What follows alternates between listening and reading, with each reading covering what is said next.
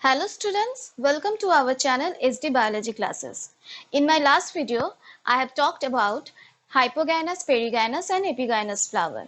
Today I am going to discuss about the male reproductive part, that is androecium. So students, let's start it. Today our learning objectives are the length of the stamen, that is the types of androecium or the types of stamen on the basis of the length of the stamen.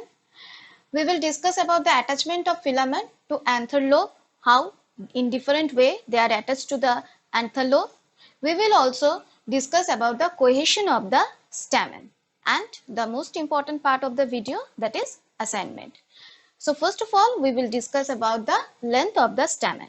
What are the different types of stamen on the basis of the length of the stamen? Students, we know that is the male reproductive part of the plant, that is called as the androecium, and each member of androecium is called as stamen.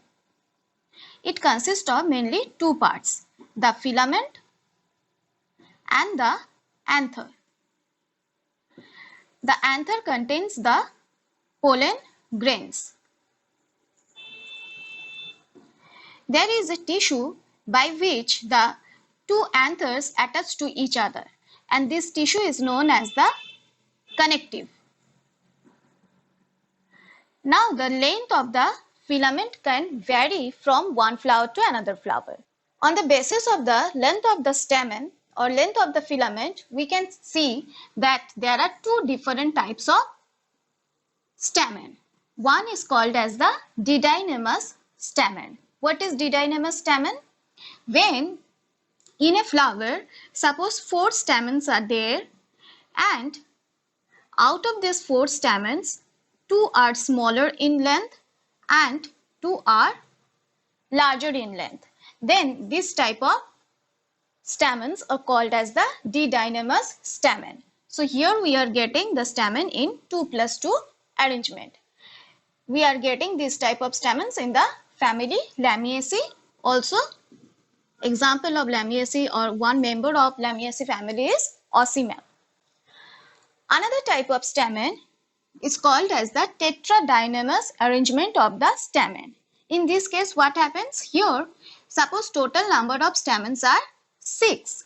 Now out of these 6 stamens, 2 of them are smaller in size and another 4 are larger in size or taller than the previous one. This type of arrangement, that means here we can see the stamens are arranged in 2+4 manner or 2+4 holes. We can see this type of tetradynamous type of stamen in the family Cruciferae. We can also get this type of stamen in case of mustard plant, mustard flower. So these are the two types of stamen on the basis of the length of the filament. Students, from this part of the video, we are getting the first question of the assignment. What is the difference between the didynamous and tetradynamous type of stamen?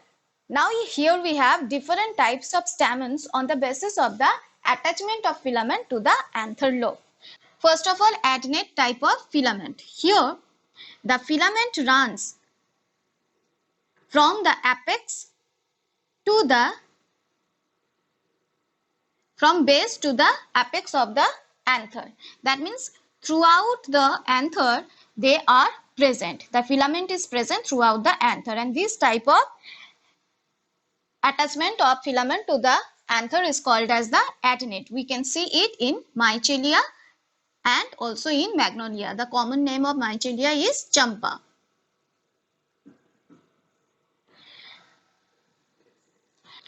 When the filaments attached at the base of the anther, it is called as the basifix type of stamen. From the name, basi means at the base. That means filaments attached at the base of the anther. We can see this type of anther, this type of stamen in case of datura and also in case of mustard. Another one, when the filaments get attached on the dorsal side of the anther, that is called as the dorsifixed. We can see it in passion flower. Another one, in some cases we can see that filaments remain attached at a point on the anther, the back side at a point of the anther. That is called as the versatile stamen. From the name we can understand it very well that in case of versatile anther or versatile stamen, the anther can rotate freely along the filament. Anther can rotate freely along the filament. That is the difference between the dorsifixed and the versatile anther. In case of dorsifixed, the anther cannot rotate freely, but in case of versatile, the anthers can rotate freely in all direction. We will get this type of versatile anther in wheat, maize and also in other member of grass family. Students, from this portion, another question of the assignment is that what is the difference between dorsifixed and versatile type of stamen?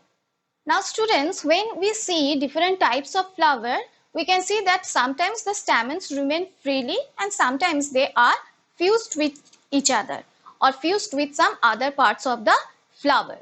That is the union of the stamen. When the stamen get fused with each other, it is called as the cohesion of stamen. Co means when the stamen is fused with the same member, with themselves or among themselves, then it is known as the cohesion of the stamen. So now we will talk about the different types of cohesion of the stamen. Now the cohesion of stamen can occur in three different ways. One, when the filaments are united. That means the stamen has two parts, the filament and the anther. When the filaments are united, that is called as the adelphi. When in a flower, the filaments of all the stamens are united, this condition is called as the adelphi. And there are three different types of adelphi or adelphous condition we can see. When all the filaments are fused to each other and make a single bundle, it is called as the monoadelphous. Already we have seen it in case of hibiscus flower. This is the example of the monoadelphous type of stamen. When the filaments of the stamen are fused and or united and make two different bundles in 9+1 arrangement or in 5+5 arrangement. That means suppose total number of stamen is 10. In both the cases, they make two different bundles. All the stamens fuse together here and one remain free and make two different bundles. Here 5 stamens fuse together. Again another 5 stamens fuse together and make two different bundles. Then it is known as the diadelphous type of stamen, and we can see this type of stamen in case of Papilionaceae.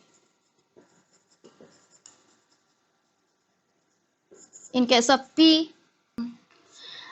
Another type of adelphi we can see that when many stamens are present in the flower and they are fused and make more than two bundles, then it is called as the polyadelphous. Poly means many. We can see this type of stamen in case of citrus species. In case of lemon, orange, etc., we will getting this type of stamen. Now, when the anthers are united, cohesion of stamen, when the filaments remain free and the anthers are united, this condition is known as the syngenaceous stamen. Here, filaments remain free and anthers united. We can see this type of stamen in case of sunflower and also other member of family Compositae. Now, when cohesion of stamen occurs in such a way that the anthers and the filaments of all the stamens totally fused with each other, then this type of condition is known as the synandrous condition or synandrous stamen. We can see it in case of Cucurbitaceae family. Cucurbitaceae family, that is, we can see it in the, commonly we can see it in the male flower of cucurbita or male flower of pumpkin. So these are the different types of cohesion of stamen. So students, from this part of the video, you are getting two more questions. One is, what is Adelphi? And second one, what is the difference between syngenesious and synandrous type of stamen? So students, from today's video, we have learned about the androecium, that is the male reproductive part of the flower, their cohesion, and also we have learned about the different types of stamen on the basis of the length of the filament. In the next video, we will learn about the female reproductive part of the flower, that is gynoecium. Thank you.